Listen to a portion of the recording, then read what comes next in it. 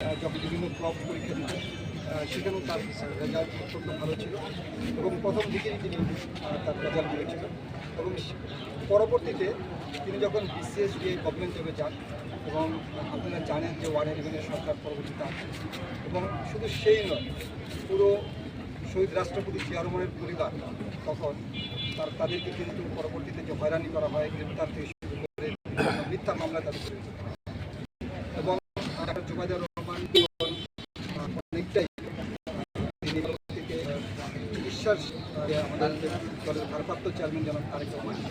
তার পাশে তখন তিনি দাঁড়ান এবং সেখানে তিনি বর্তমানে অবস্থান করেন এবং পরবর্তীতে তার নামে মিথ্যা মামলা পর্যন্ত দেওয়া হয়। এবং আপনারা জানেন যে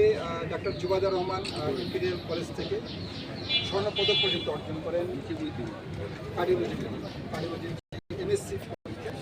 স্বর্ণপদক, কিন্তু তাকে যে হয়রানি পর্যন্ত করা হয় সেখানে